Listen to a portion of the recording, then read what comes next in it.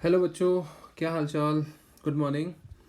सबसे पहले मैं ये बताना चाहूँगा कि मेरे पास अभी बहुत सारे बच्चों का मैसेजेस आ रहा था यूट्यूब पे। मैंने देखा बहुत सारे बच्चों ने कमेंट में लिखा था कि सर मुझे अराइल अल्काइल का एक अच्छा सा रिवीजन वीडियो बना दीजिए। और इनफैक्ट मतलब I am very happy and मतलब इतना एक्सपेक्ट नहीं किया था कि मुझे मेरे वीडियोस का रिस्पांस मिलेगा। इतने सारे मैसेजेस आएंगे मेरे पास, even though on WhatsApp and on one YouTube by personal mails. Thank you very much for those good messages and appreciation messages. Actually यही एनर्जी एक टीचर के लिए होता है जो उसको हेल्प करता है और अच्छा पढ़ाने के लिए, बच्चों के लिए और अच्छा हेल्प करने के लिए। And certainly I'm very glad and very happy। तो जल्दी से मैं आज के वीडियो के लिए शुरू करता हूँ। एक बहुत ही इंटरेस्टिंग वीडियो होने वाला है और इसको स्किप करके आप लोग मत देखिएगा। और ऑफ कोर्स उन बच्चों से मेरा रिक्वेस्ट ज़रूर है कि जिन बच्चों ने सब्सक्राइब नहीं किया है वो ज़रूर सब्सक्राइब करके रखें चैनल, ताकि जब भी मैं कोई वीडियो अपलोड करूँ आप बेल आइकन भी प्रेस करके रखिए, ताकि अगर इन केस आपको जो है कभी कोई नोटिफिकेशन आपसे मिस नहीं हो। इन केस जब भी मैं कोई वीडियो अपलोड करूं तो आपको सबसे पहले उसके नोटिफिकेशंस जाए, जिससे कि आप रिवीजन कर पाएँ। ओके, सो अल्काइल हैलाइड, जैसा कि मैंने अपने बच्चों की क्लास में भी बताया है। इनफैक्ट ये सारी चीज़ें मैंने डिस्कस कर दी है। जस्ट एक शॉर्ट रिकैप में देता हूँ। J mains and point advance point of view से अगर आप देखोगे तो ये टॉपिक बेहद इंपॉर्टेंट है। And I request all the student to make this topic, particularly aryl halide and alkyl halide को बेहद स्ट्रॉन्ग बनाइए। इसमें कोशिश करो कि कोई भी टॉपिक आपका छूटे नहीं, मिस नहीं हो। And the motive for this video is just only कि आप जितनी बार चाहे रिवाइज कर पाए और इसे आप देख करके इस टॉपिक को स्ट्रॉन्ग बनाइए। इनके मॉड्यूल के क्वेश्चंस करिए और उसमें जो डाउट हो आप मेरे से डिस्कस 1-to-1 कर सकते हैं। आप चाहे तो मुझे मैसेजेस कर सकते हैं, है ना। I will certainly respond to your message, जैसे कि मैंने अभी तक भी बहुत सारे मैसेजेस का रिस्पॉन्स किया है ना। I will try to message response all the messages done by you to me directly indirectly. Okay, so aryl halide alkyl halide में सबसे पहले मैं एक छोटा सा डेफिनेशन दूंगा अल्काइल हैलाइड का। हेलोजन सब्स्टिट्यूटेड, जैसा कि आप देख रहे हैं मैंने डेफिनेशन ऑलरेडी लिख दिया आप लोग के लिए। हेलोजन सब्स्टिट्यूटेड हाइड्रोकार्बन, है ना। Halogen substituted hydrocarbon is called haloalkanes, है ना। जैसे फॉर एग्जांपल अगर आप चाहे तो यहाँ पे एग्जांपल ले सकते हैं। जैसे एग्जांपल के लिए हो सकता है CH3Cl या C2H5Br, है ना। ऐसे सारे कंपाउंड को हम लोग, या फिर आप क्लोरोफॉर्म ले सकते हो CHCl3।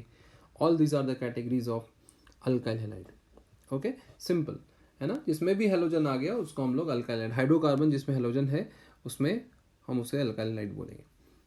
The most common reaction, now see, the most common reaction shown by haloalkane is the substitution reaction of by nucleophilic attack। मतलब जिस रिएक्शन में सब्स्टिट्यूशन न्यूक्लियोफाइल के जैसा, न्यूक्लियोफाइल के थ्रू होता हो, उसे हम क्या बोलेंगे, न्यूक्लियोफिलिक सब्स्टिट्यूशन रिएक्शन। और यही रिएक्शन इसमें सबसे कॉमन होती है ना। तो अल्काइल हैलाइड की सबसे कॉमन रिएक्शन कौन सी हो गई, न्यूक्लियोफिलिक सब्स्टिट्यूशन रिएक्शन। सिंपल, है ना। और होता क्यों है इसके लिए भी रीजन मैंने लिख दिया है। देखो, द CX बॉन्ड क्या होगा, पोलर बॉन्ड होगा। ऑफ कोर्स CX बॉन्ड को अगर आप डिफाइन करना चाहते हो तो यहाँ पे क्या हो जाएगा, डेल्टा पॉजिटिव और यहाँ पे डेल्टा नेगेटिव, क्योंकि हेलोजन्स जो होते हैं कार्बन से ज़्यादा इलेक्ट्रोनेगेटिव होते हैं, तो इस बॉन्ड के इलेक्ट्रॉन को अपनी तरफ वो पुल करके रखेंगे, राइट। ठीक है, मेरे ख्याल से इस बात को आप बहुत अच्छे से समझ रहे हो। इलेक्ट्रॉन अपनी तरफ पुल करके रखने के कारण कार्बन हेलोजन पे क्या हो जाएगा, डेल्टा नेगेटिव आ जाएगा और कार्बन पे डेल्टा पॉजिटिव आ जाएगा। ठीक है, so it is polar. So the carbon gets partial positive charge which allows the nucleophile. अब न्यूक्लियोफाइल क्या होता है, इलेक्ट्रॉन रिच स्पीसीज होता है। वो किसके पास जाना पसंद करेगा, पॉजिटिव चार्ज के पास जाना पसंद करेगा। तो अगर कोई न्यूक्लियोफाइल होगा तो सर्टेनली न्यूक्लियोफाइल के पास इलेक्ट्रॉन है और ये इलेक्ट्रॉन के कारण इस पर अटैक करना चाहेगा, कार्बन के पास अटैक करना चाहेगा। और जैसे अटैक करेगा सब्स्टिट्यूशन जैसी रिएक्शन होती है, हम लोग देखेंगे आगे सब्स्टिट्यूशन रिएक्शन क्या होती है। और ऐसे रिएक्शन को जिसमें न्यूक्लियोफाइल कार्बन पे अटैक करता हो, है ना, और उस पर कोई हेलोजन जैसे लिविंग ग्रुप भी लगी हो, उसे हम क्या बोलेंगे, न्यूक्लियोफिलिक सब्स्टिट्यूशन रिएक्शन। अब बेटा ध्यान से सुनना, मैंने कुछ टर्म्स यूज़ किए जैसे लिविंग ग्रुप, है ना, सब्स्टिट्यूशन, ये सारी चीज़ों को हम आगे एक्सप्लेन करेंगे। यही सब टूल्स होंगे इस चैप्टर के लिए जो आपको इस चैप्टर को समझने में बेहद अच्छे से हेल्प करेंगे. Now to understand the above the aforesaid reaction in a better way, let us categorize this reaction. अब ये जो रिएक्शन की एक जनरल रिप्रेजेंटेशन है वो ऐसी है. कोई भी हेलोजन होगा, मतलब हेलोजन सब्स्टिट्यूट हाइड्रोकार्बन होगा, उसमें न्यूक्लियोफाइल अटैक करेगा. न्यूक्लियोफाइल मान लो ऐसा है, न्यूक्लियोफाइल अटैक करेगा ऐसा. अटैक करने के बाद ये हेलोजन निकल जाएगा, और हेलोजन निकलने के बाद यहाँ से देखो ये वाला जो है इसमें क्या बन जाएगा, यहाँ पे न्यूक्लियोफाइल सब्स्टिट्यूट हो जाएगा और हेलोजन आ गया. दिख रहा है क्या आपको? यहाँ पे न्यूक्लियोफाइल सब्स्टिट्यूट हो गया और हेलोजन यहाँ से निकल गया. So halogen is called leaving group. इसको क्या बोलते हैं हम? Leaving group. क्योंकि भाई इस आर एक्स से एक्स निकल चुका है, अब एक्स यहाँ पे आ चुका है, इसके जगह पे एन यू आ गया, तो हम एन यू क्या बोलेंगे? एक्स के जगह पे सब्स्टिट्यूट हो गया और हेलोजन निकल गया, इसलिए हम उसको लिविंग ग्रुप बोलेंगे. Now there are few terms, जैसे इसे हम सबस्ट्रेट बोलेंगे, है ना. इसको क्या बोलेंगे? सबस्ट्रेट. जिस कार्बन पे या जिस डेफिशिएंट सेंटर पे न्यूक्लियोफाइल अटैक करता हो उसे हम क्या बोलेंगे? Substrate. The electrophilic centre on which a nucleophile attack, है ना, दैट इज कॉल्ड, और the molecule which is having electrophilic centre is called a substrate. Nucleophile जिस पे अटैक करेगा उस पर सब्स्टिट्यूशन हो गया ना, एक्स निकल जाएगा और न्यूक्लियोफाइल वहाँ पे रुक जाएगा. So this is the substituted product we get. ठीक है, तो इस तरह के सब्स्टिट्यूशन प्रोडक्ट हम लोग निकाल सकते हैं. नाउ इसके लिए चाहो तो आप यहाँ पे एक एग्जाम्पल जॉट डाउन कर सकते हो. जैसे for example let us suppose हमारे पास कोई रिएक्शन है CH3CH2Cl. ठीक है, इसकी रिएक्शन अगर आप NaOH से कराओगे, है ना, NaOH, तो देखो NaOH में क्या है? OH माइनस न्यूक्लियोफाइल है. ये क्या करेगा? अटैक करेगा. ध्यान से देख लो, ये अटैक करेगा, ये इस पर अटैक किया. इनफैक्ट यहाँ पे, यहाँ के बजाय यहाँ पे अटैक करा है. यहाँ अटैक करेंगे, ये वाला कार्बन से ये Cl निकल जाएगा.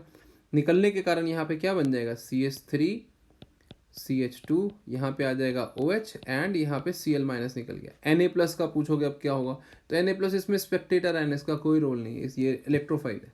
इनफैक्ट इलेक्ट्रोफाइल भी नहीं, कि इलेक्ट्रोफाइल कहना गलत होगा, इलेक्ट्रोफाइल नहीं है, बल्कि ये पॉजिटिवली चार्ज आयन है, it is Spectator ion. Reaction में इसका कोई पार्टिसिपेशन नहीं है. बहुत हद तक आप कह सकते हो तो यहाँ पे एक NaCl, मतलब Na प्लस और Cl माइनस का एक एसोसिएटेड आयन जैसा आप कुछ बोल सकते हो कि अब बनेगा. लेकिन ये भी हम लोग बाई प्रोडक्ट है, इसलिए दिखाने की ज़रूरत नहीं, आप इसको छोड़ सकते हो. राइट, तो क्या होगा? आप इस पे न्यूक्लियोफाइल का अटैक करो और अटैक करके क्या हो जाएगा? ये प्रोडक्ट आपका सब्स्टिट्यूटेड प्रोडक्ट बनेगा, है ना. So this type of reaction is simply known as SN reaction. इसको हम क्या बोलेंगे? SN reaction. आ रही बात समझ में? तो इसको हम क्या बोल सकते हैं? SN reaction. ठीक है, आप चाहो तो अपना नोट्स भी साथ साथ आप लिखते जा सकते हो, है ना. आप पॉज कर दो वीडियो को और लिख सकते हो नोट्स, इसलिए मैंने प्रॉपर नोट्स भी बना दिए. नाउ फर्स्ट हमारा जो डेफिनेशन होगा substrate. What is substrate? The molecule which contains electrophilic centre where nucleophile can attack is called substrate. वैसा मॉलिक्यूल जिनके पास इलेक्ट्रोफिलिक सेंटर होगा उसे हम सबस्ट्रेट बोलेंगे. जैसे इस रिएक्शन में ये सबस्ट्रेट है. ठीक है, दूसरा टर्म आता है अटैकिंग स्पीसीज. वैसे स्पीसीज जिसके पास अटैकिंग मॉलिक्यूल्स हो या अटैकिंग आयंस हो, जो अटैक करता है सबस्ट्रेट पे, राइट, वैसे मॉलिक्यूल्स को या वैसे ग्रुप ऑफ एटम्स को हम क्या बोल सकते हैं?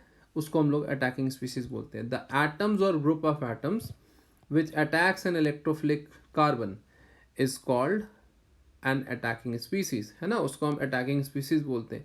These are of two types. ये अटैकिंग स्पीसीज ही दो तरह के होते हैं, पहला इलेक्ट्रोफाइल और दूसरा न्यूक्लियोफाइल. ये इलेक्ट्रोफाइल और न्यूक्लियोफाइल ही है जो सबस्ट्रेट पे कभी अटैक करेगा. अगर कार्बन पे पॉजिटिव चार्ज है तो न्यूक्लियोफाइल अटैक करेगा, और कार्बन पे अगर नेगेटिव चार्ज है तो उसको इलेक्ट्रोफाइल अटैक करेगा. जैसे इसकी रिप्रेजेंटेशन हम लोग जनरली E प्लस से करते हैं, इसकी रिप्रेजेंटेशन हम लोग NU माइनस से करते हैं. एक general representation. Okay, so let us quickly move to the next topic. Now let us suppose हमारे पास दूसरा, इसके बाद जो टर्म हमने बताया आपको वो टर्म था लिविंग ग्रुप, है ना. लिविंग ग्रुप क्या होता है बेटा? द एटम और group of atom which leaves the substrate with its bond pair is called leaving group. वैसा एटम या ग्रुप ऑफ एटम जो कार्बन को, है ना, मतलब जब निकलते समय अपने बॉन्ड पेयर को लेके निकले.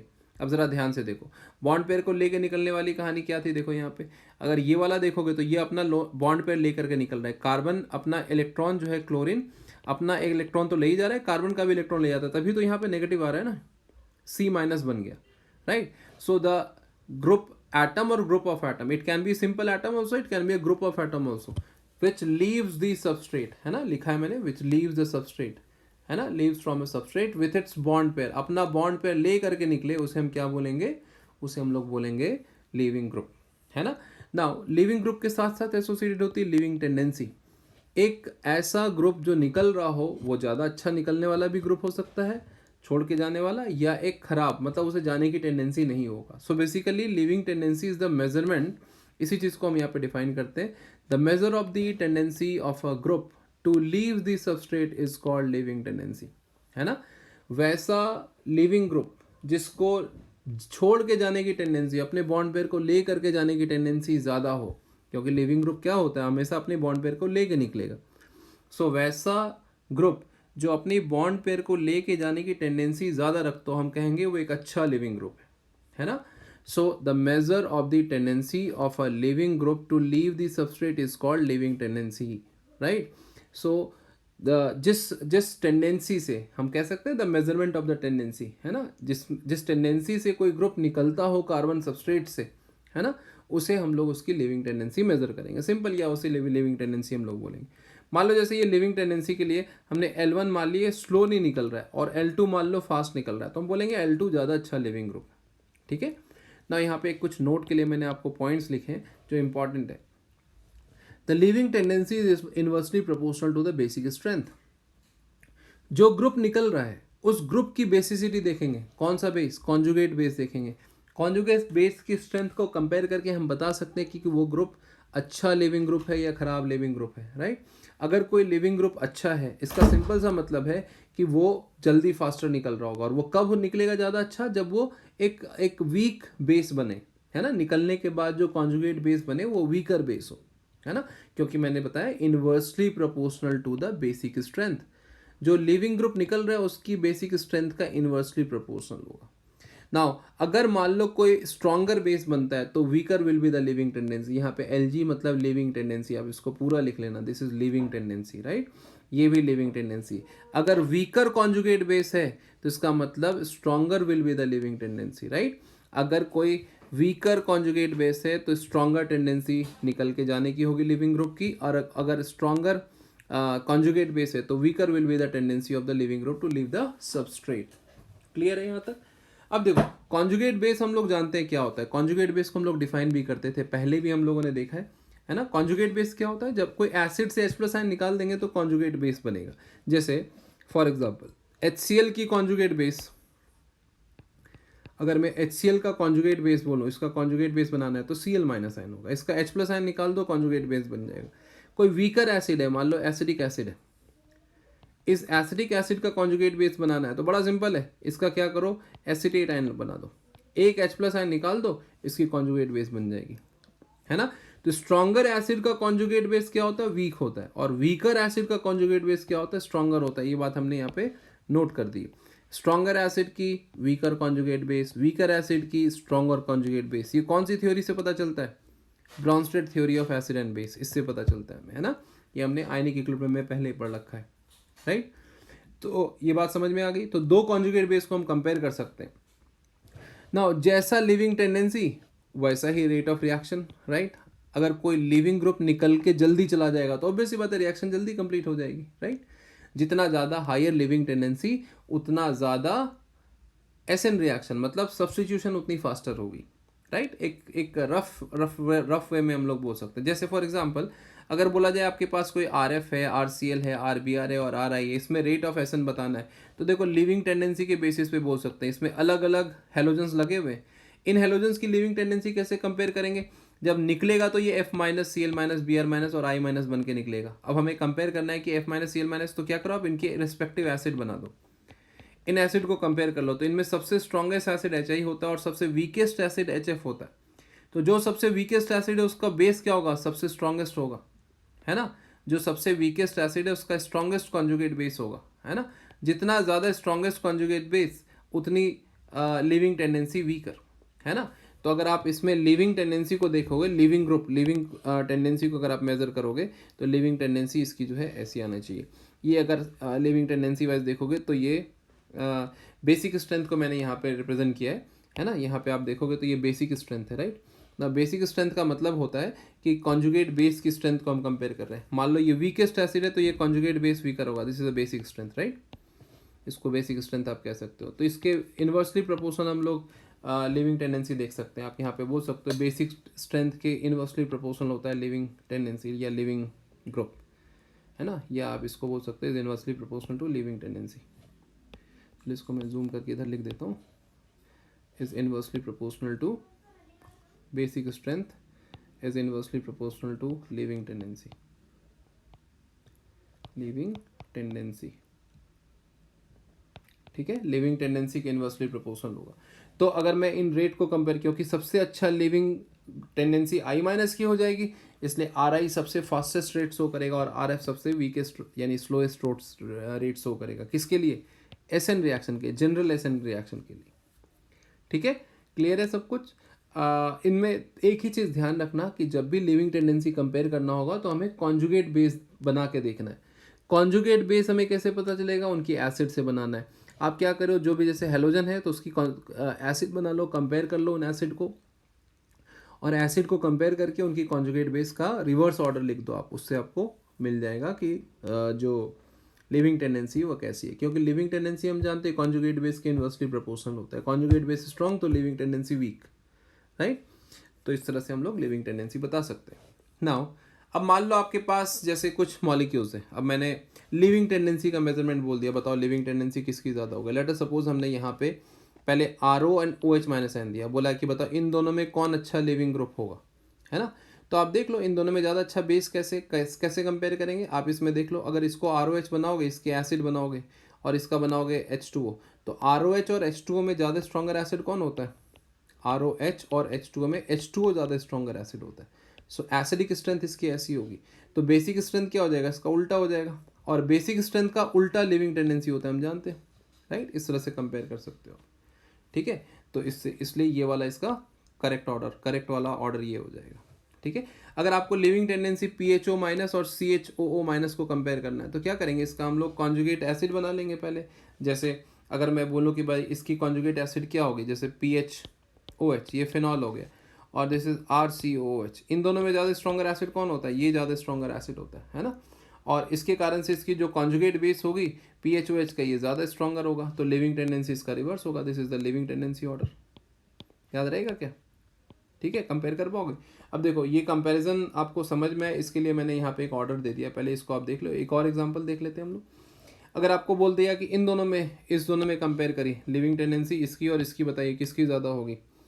इसको हम लोग टोसाइल सल्फोनेट आयन बोलते हैं, TSO माइनस से कंपेयर, मतलब सिंपली सिंबल देते हैं, और इसको ट्रिफलेट आयन बोलते हैं हम लोग। ट्रिफलेट का मतलब ट्राइफ्लोरोसल्फोनेट आयन। इन दोनों में अगर आप कंपेयर करोगे तो इसकी लिविंग टेंडेंसी ज़्यादा होगी। क्यों लिविंग टेंडेंसी ज़्यादा होगी? अगर हम कॉन्जुगेट बेस देखेंगे तो कॉन्जुगेट बेस की ऑर्डर ऐसी होती है, this is the conjugate base order. ये ज़्यादा स्ट्रॉन्गर बेस है और ये वीकर बेस है ना। अगर आप इसको कंपेयर करना चाहते हो तो कैसे कंपेयर करोगे? देखो, अगर आप अल्कोहल, वाटर, फिनॉल, एसिड, फिर टोसाइलेट आयन और ट्रिफलेट आयन की एसिडिक स्ट्रेंथ देखोगे तो ये इसका करेक्ट ऑर्डर होता है। सबसे वीकेस्ट एसिड ये होता है और सबसे स्ट्रॉन्गेस्ट एसिड ये होता है। This is the acidic strength, है ना, दिस इज एसिडिक स्ट्रेंथ, ठीक है, एसिडिक स्ट्रेंथ। तो सबसे स्ट्रॉन्गेस्ट एसिड ये हो गया, दिस इज स्ट्रॉन्गेस्ट एसिड,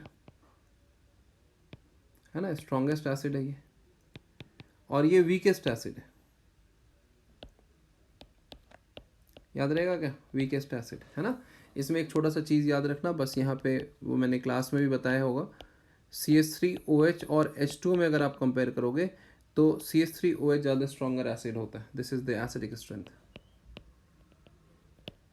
है ना, ये याद रखना, ये आगे काम आएगा आपको, ठीक है ना। अगर हम इनकी लिविंग टेंडेंसी बोले तो लिविंग टेंडेंसी बता सकते हैं, क्योंकि ये वीकेस्ट एसिड, इसका कॉन्जुगेट बेस सबसे ज़्यादा स्ट्रॉन्गेस्ट होगा, और कॉन्जुगेट बेस का जो रिवर्स ऑर्डर होगा वो सेम यही हो जाएगा। तो RO माइनस सबसे अच्छा, सबसे इनमें अगर आप इसकी कॉन्जुगेट बेस का स्ट्रेंथ देखोगे, है ना, लिविंग टेंडेंसी हम अच्छा एक बार ऐसे कंपेयर कर लेते हैं। तो जो सबसे वीकेस्ट एसिड होगा उसका कॉन्जुगेट बेस सबसे स्ट्रॉन्गेस्ट, और कॉन्जुगेट बेस सबसे स्ट्रॉन्गेस्ट तो सबसे वीकेस्ट लिविंग ग्रुप, सबसे वर्स्ट लिविंग ग्रुप यही होगा। तो इसकी ऑर्डर सेम एज जैसे हमने ऊपर लिखा है एसिडिक का स्ट्रेंथ, उसी ऑर्डर में इसका इंक्रीजिंग ऑर्डर में क्या हो जाएगा?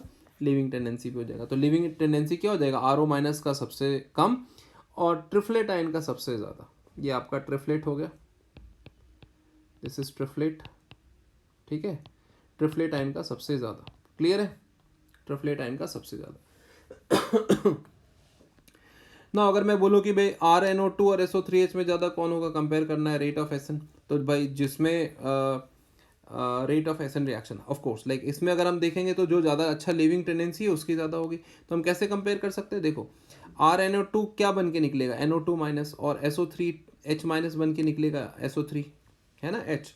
तो ये दोनों कॉन्जुगेट बेस है। कॉन्जुगेट बेस का स्ट्रेंथ देखोगे तो ये ज़्यादा स्ट्रॉन्गर बेस होगा। क्यों? क्योंकि HNO2 और H2SO3 में एसिडिटी कंपेयर करोगे तो ये वीकर एसिड है और ये स्ट्रॉन्गर एसिड है।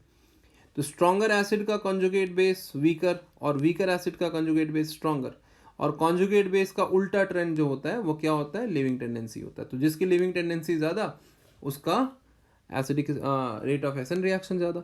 तो ये जो है आपका ज़्यादा एसन रिएक्शन शो कर पाएगा। क्लियर है? ठीक है। Now what is the experimental basis? अब ये जो हम लोग सारी चीज़ें कर रहे हैं ना, इसको एक्सपेरिमेंट से चेक किया गया, क्या ऐसा होता भी है क्या लिविंग टेंडेंसी को चेंज करने से, या रेट कौन कौन से फैक्टर पे डिपेंड करता है।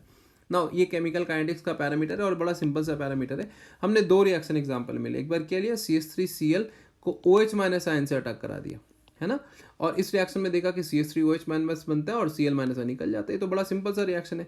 यहाँ पे हेलोजन था, न्यूक्लियोफाइल अटैक किया होगा, अटैक करने से ये बन गया और ये Cl माइनस निकल गया। तो Cl माइनस हमारा लिविंग ग्रुप हो गया, ये OH माइनस हमारा अटैकिंग रिएजेंट हो गया और ये हमारा सबस्ट्रेट हो गया, है ना।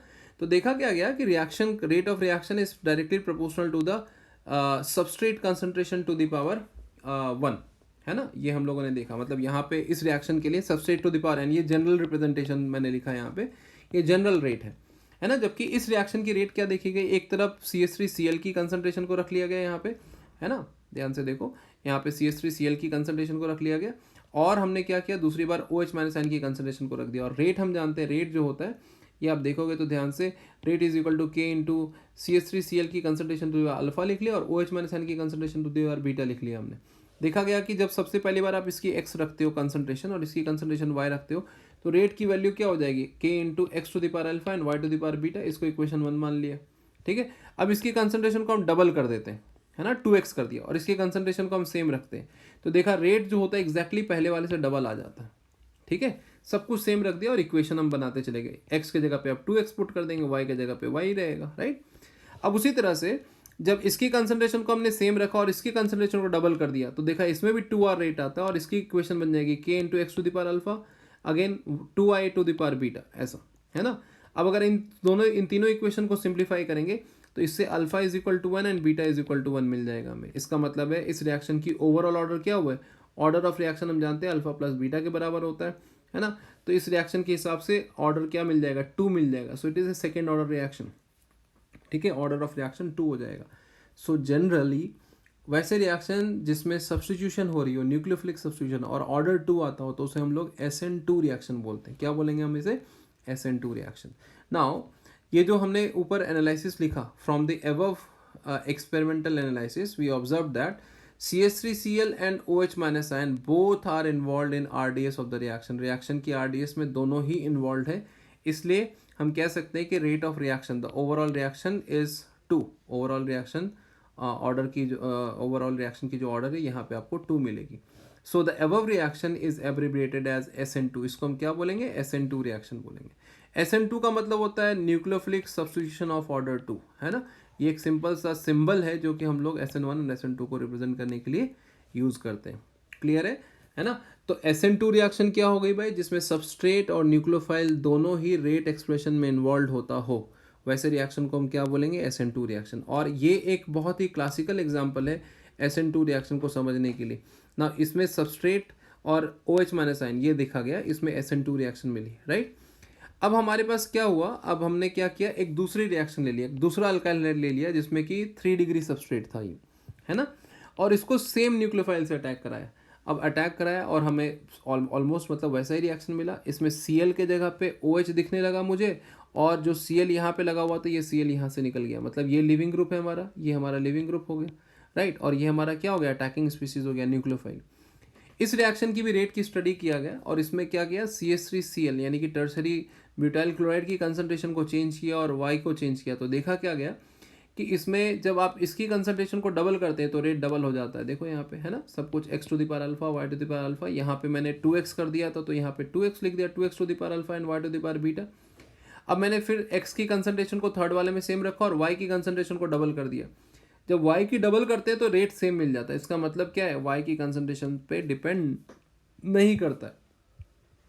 अगर आप इन तीनों इक्वेशन को सॉल्व करोगे तो इन तीनों इक्वेशन से alpha is equal to 1 and beta is equal to 0 मिल जाएगा। इसका मतलब क्या हुआ, ओवरऑल रिएक्शन इसकी ऑर्डर जो है आपको इस रिएक्शन की 1 मिल गई। और इसका मतलब ये हुआ कि न्यूक्लियोफाइल की कंसंट्रेशन पे डिपेंड नहीं करता, इसकी पावर 0 है ना। 0 का मतलब ये 1 हो जाएगा, और 1 हो जाएगा तो ओवरऑल रेट किस पे डिपेंड करने लगेगा, R इज इक्वल टू के into concentration of tertiary butyl chloride सिर्फ, है ना। अब ये हमारे लिए बड़ा एस्टॉनिशिंग था भाई कि एक रिएक्शन की ऑर्डर 2 आ रही थी और एक रिएक्शन की ऑर्डर 1 आ गई, जबकि हमने सेम अल्काइल हाइड्राइड लिया, राइट। तो इसको और थोड़ा सा डिस्क्रिप्टिव स्टडी करने के लिए यहाँ पे हमने कुछ चीज़ें नोट बना ली है, इसको याद रखिएगा। ओनली टर्शियरी ब्यूटाइल इज मतलब only tertiary butyl is the own involve, only tertiary butyl is involve in RDS, है ना। यहाँ पे ये नहीं होना चाहिए, only tertiary butyl is involve in RDS, है ना। ये टर्शियरी ब्यूटाइल ही सिर्फ RDS में इन्वॉल्व होता है, OH माइनस एन नहीं होता। The rate is independent of OH minus ion concentration. OH minus ion concentration के रेट इंडिपेंडेंट है ना।